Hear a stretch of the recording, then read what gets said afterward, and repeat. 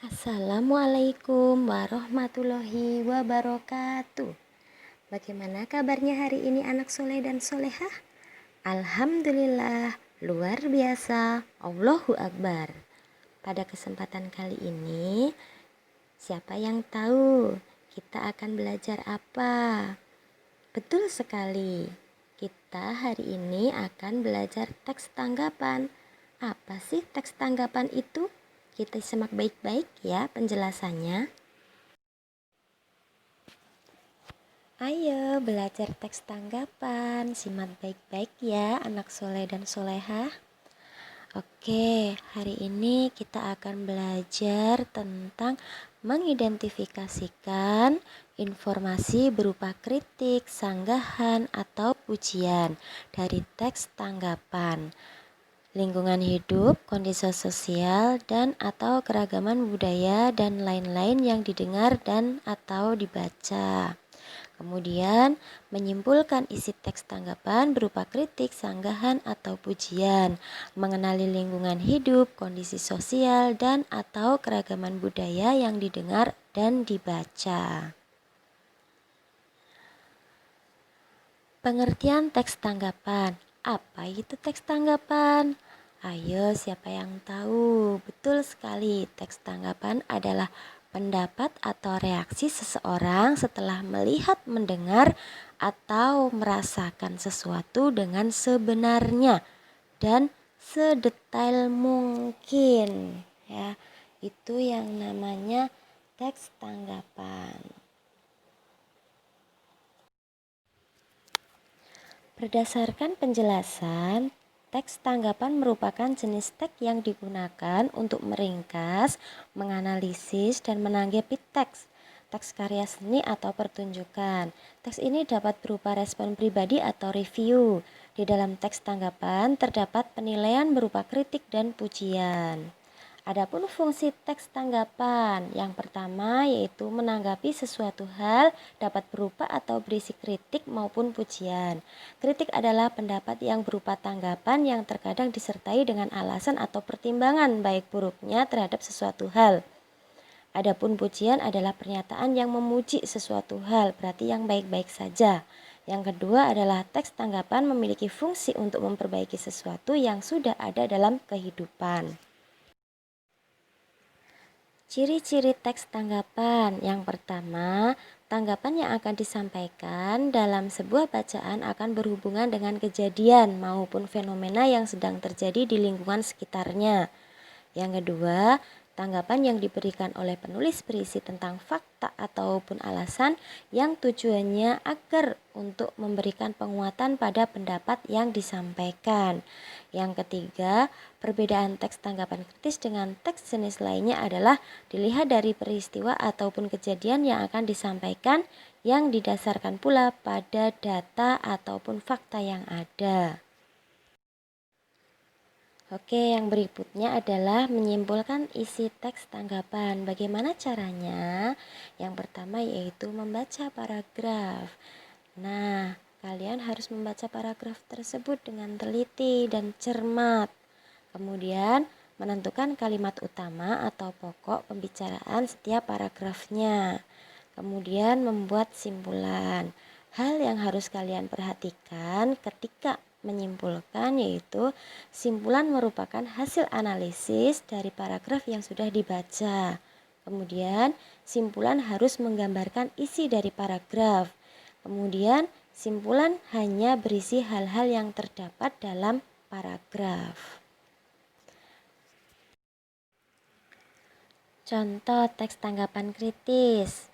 Di sini ada judulnya memilih pendidikan SMA atau SMK.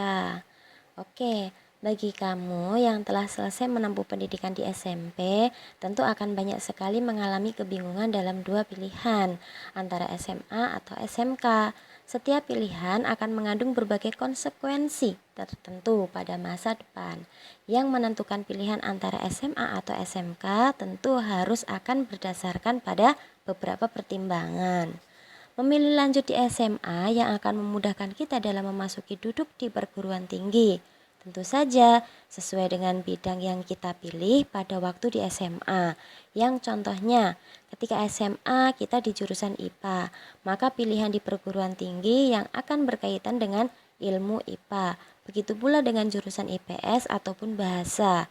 Memilih lanjut di SMK, setelah lulus kita langsung dapat bekerja. Pekerjaan tersebut sesuai dengan jurusan yang akan dipilih pada waktu SMK. Kemudian, ditinjau dari segi praktik lapangan, di SMA lebih mengutamakan pada teori dibandingkan dengan praktik lapangan. Walaupun ada praktik, itu hanya untuk mata pelajaran tertentu yang akan membutuhkan praktik tersebut. Sedangkan di SMK, pelajaran yang sering diberikan fokus pada kegiatan praktik yang akan dilakukan dibandingkan teorinya. Kritik. Apa itu kritik? Kritik adalah pendapat yang berupa tanggapan yang terkadang disertai dengan alasan atau pertimbangan baik buruknya terhadap sesuatu hal. Di sini contohnya adalah lingkungan hidup. Pada saat ini banyak manusia yang memanfaatkan hutan sebagai kebutuhannya. Dalam memanfaatkan hutan, kebanyakan orang tidak menggunakan cara yang baik, melainkan menggunakan cara yang merugikan penghuni hutan, bahkan manusia itu sendiri. Misalnya, dengan menggunduli hutan tanpa memilih pohon mana yang akan ditebang dan tanpa melakukan reboisasi atau penanaman kembali. Penggundulan hutan memiliki dampak negatif. Dengan gundulnya hutan saat musim hujan dengan intensitas tinggi air hujan tidak dapat diserap dengan baik oleh hutan. Karena pohon-pohon yang berfungsi sebagai penyerap air sudah tidak ada. Itu dapat menyebabkan longsor dan juga akan merugikan manusia itu sendiri. Kita sebagai generasi muda harus bijak dalam memanfaatkan hutan. Cara yang baik dalam memanfaatkan hutan adalah dengan melakukan tebang pilih pada pohon yang sudah siap tebang dan melakukan reboisasi, yaitu dengan menanam kembali bibit pohon yang sudah ditebang untuk menjaga kelestarian hutan. Oke, contoh kritiknya. Sebaiknya ketika memanfaatkan hutan sebagai kebutuhan, manfaatkanlah hutan dengan bijak. Jangan menggunakan cara yang merugikan banyak orang dengan menggunduli hutan tanpa memilih pohon. Dan seharusnya melakukan reboisasi atau penanaman kembali agar hutan tetap terjaga fungsinya. Pujian. Apa itu pujian? Sudah banyak yang tahu ya pujian itu apa.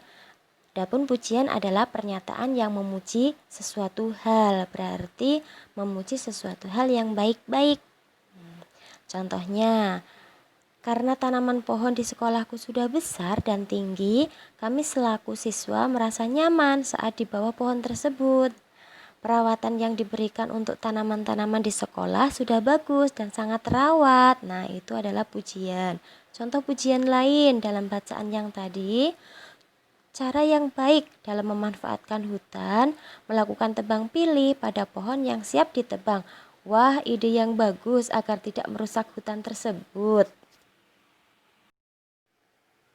Dari pelajaran ini kita bisa memetiknya dari Quran Surat Al-Asr ayat 1 sampai 3 yang artinya demi masa sesungguhnya seluruh manusia itu berada dalam kerugian kecuali mereka yang beriman dan beramal soleh dan saling menasihati dalam kebenaran dan saling menasihati dalam kesabaran. Maka marilah kita banyak-banyak berbuat baik dan memanfaatkan sesuatu hal dengan bijak.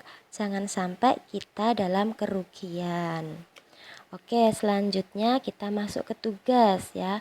Silahkan kalian kerjakan tugas-tugas dari Ustadzah dan jawaban bisa kalian ketik dan dikirim via WhatsApp ya ke nomor Ustadzah.